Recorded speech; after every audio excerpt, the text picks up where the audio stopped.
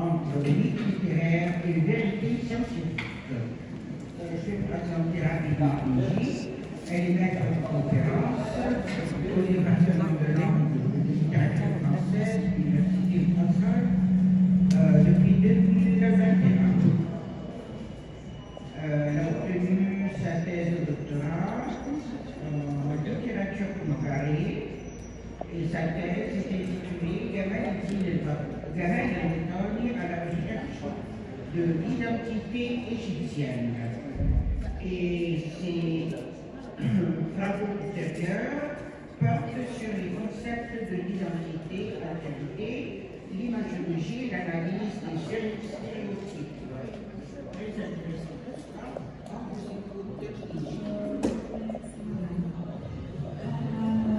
Bonsoir tout le monde et merci pour votre patience jusqu'à présent pour nous écouter toutes et tous. Je ne vais pas prendre la voix de notre temps. D'accord.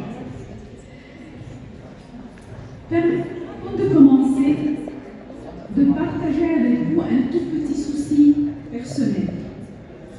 Depuis mon enfance, même avant d'aller à l'école, je faisais un cauchemar très fréquemment, même jusqu'à présent. En mangeant ou en parlant, sans aucune raison logique, je crache mes dents dans la main. J'ai beaucoup cherché une interprétation pour ce cauchemar et selon la littérature de Ibn Céline, ça voulait dire que je perdrais toute ma famille. Une interprétation qui m'était beaucoup plus lourde et plus dure que le cauchemar lui-même. Tel est le vrai motif de ma recherche. Pour la psychogénéalogie, selon le Larousse, il s'agit d'une psychothérapie qui prend en considération les événements du passé d'une personne ou la vie antérieure de ses ascendants, entre parenthèses, les secrets familiaux. Le synonyme, c'est l'analyse transgénérationnelle. Dans le cadre de la relation tripartite auteur, écriture, lecteur, l'intrusion de l'écrivain dans son récit est dans certains cas indispensable, notamment lorsqu'il s'agit d'une écriture thérapeutique. La perte d'un cher est une expérience purement personnelle. Parfois, celle-ci implique entre autres sentiments le déni, le désir de vengeance, la culpabilité, ou tout simplement un questionnement d'une lecture sur soi-même. Le transgénérationnel n'est pas... Le transgénérationnel n'est pas une nouvelle conception, il existait déjà dans l'esprit humain de tout le temps. Le texte sacré en donne quelques indices. Par exemple, la Bible cite les noms de la descendance de Caïn, fils d'Adam et d'Ève.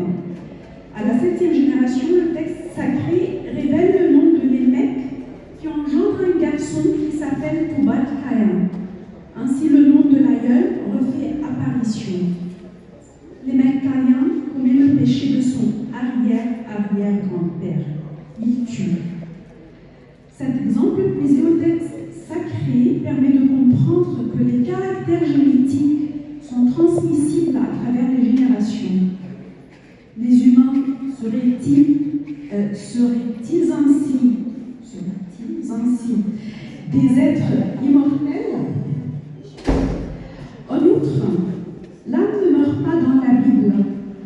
Dans le Coran aussi, les martyrs ne meurent point, mais demeurent vivants auprès de leur Seigneur.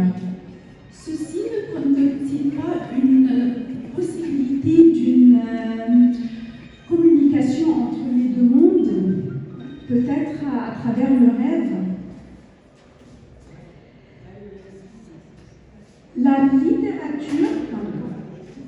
La littérature égyptologique raconte le songe de Thotmosis, relaté sur la stèle du rêve qui se trouve entre les bras du Sphinx jusqu'à nos jours, où son aïeul lui annonce qu'il sera le roi de l'Égypte. Cette idée de rêve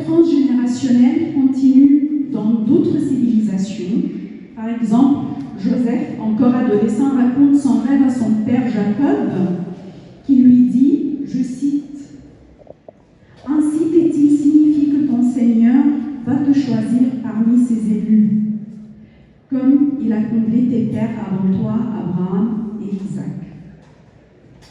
Ce cycle de 3 générations se présente ainsi dans la pensée humaine antique, notamment mythe grec. Rappelons-nous l'énigme du sphinx et d'Oedipe cherchant l'animal qui le matin a 4 pattes, le midi a 2, le soir il en a 3.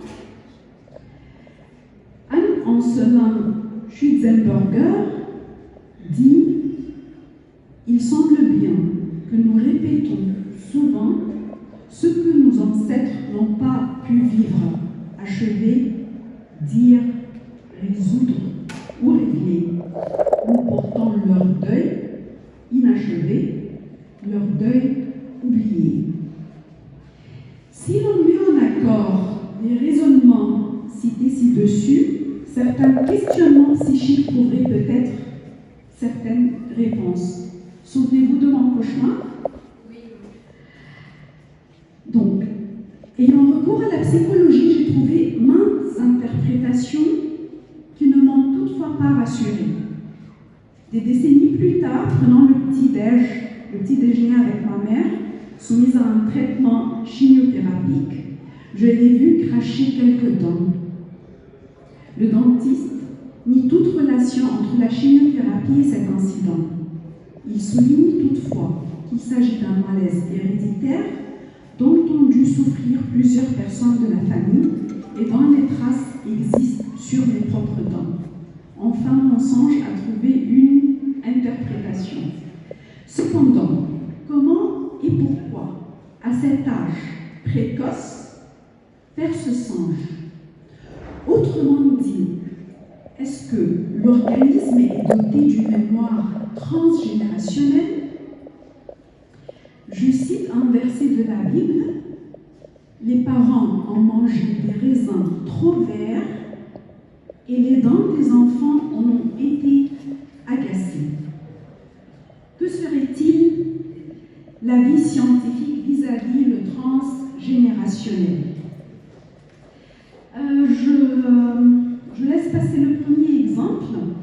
Les études PK pour les descendants des irradiés à Hiroshima soutiennent la théorie des transmissions mémoriales d'une manière organique et psychique aux générations qui n'avaient aucunement vécu la catastrophe atomique, mais qui cependant subissent un traumatisme psychique.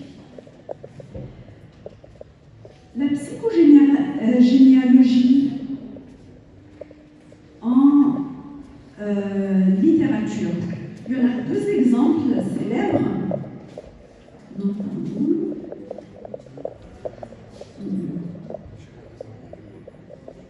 Non. Celui de Victor Hugo. Le mot-clé de l'histoire familiale maternelle de Victor Hugo est l'eau. Plutôt, la mort dans les eaux. Sa mère est morte d'une maladie pulmonaire à cause de l'eau dans les poumons. Son grand-père maternel est mort noyé dans son exil sur l'île Maurice. Son arrière-grand-mère est morte dans les eaux de l'accouchement. Son arrière-arrière-grand-père est mort dans les noyades de Nantes sous la terreur au XVIIIe siècle. Et dans une sorte de répétition, la fille d'Hugo, Léopoldine, se noie avec son mari.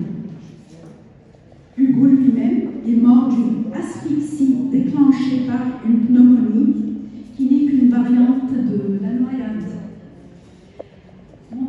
Et la photo que vous voyez, c'est l'arbre généalogique de Victor Hugo qu'il a fait lui-même avec son écriture.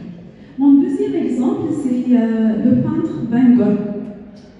Il est né dans une famille avec des liens très étroits, de sorte que sa tante maternelle a épousé son oncle paternel. Lui et son oncle paternel avaient les mêmes prénoms et noms, Vincent Van Gogh.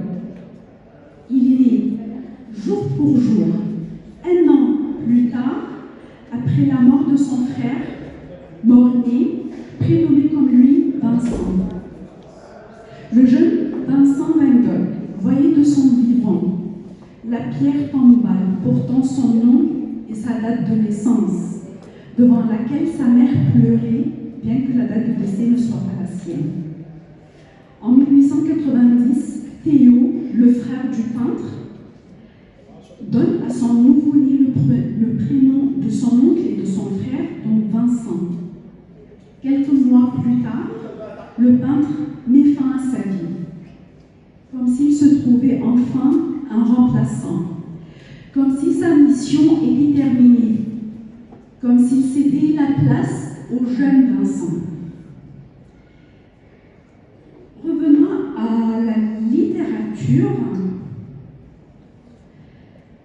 Dans l'ouvrage intitulé Propos du matin et du soir 2002, Naguib Mahfouz nous conte l'histoire des descendants de 3 personnages depuis l'invasion des troupes de Napoléon pour l'Égypte au début du XIXe siècle jusqu'à la fin du XXe.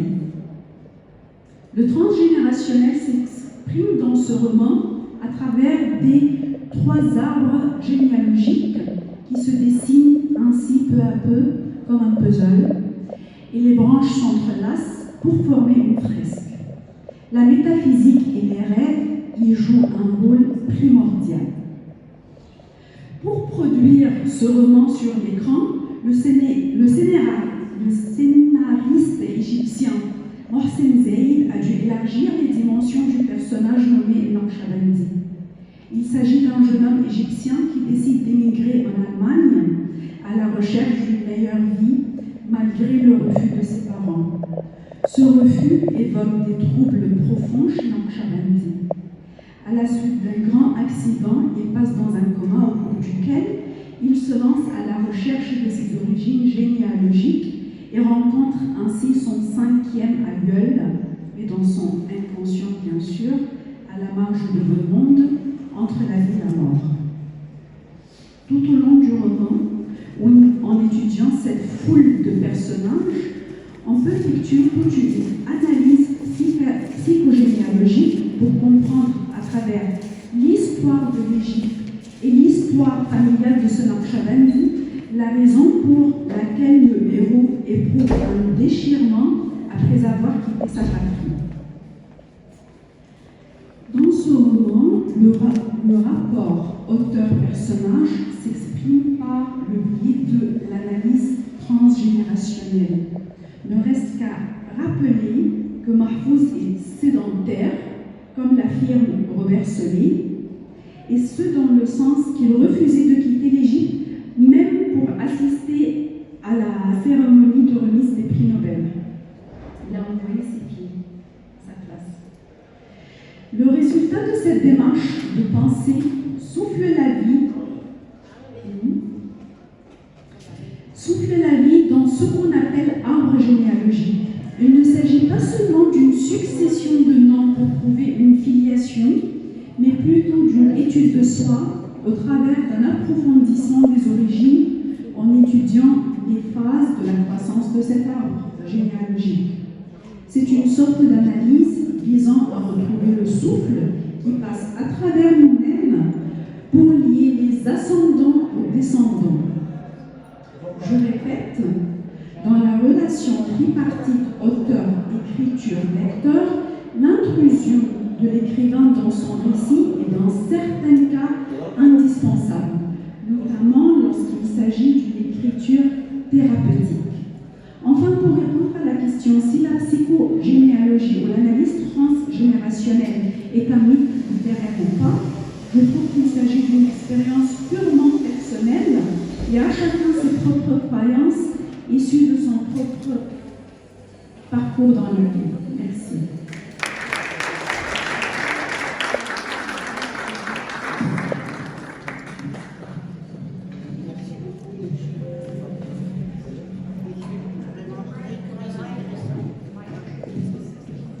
Merci Gilles pour votre intervention vraiment très intéressante. J'ai beaucoup aimé. Et maintenant,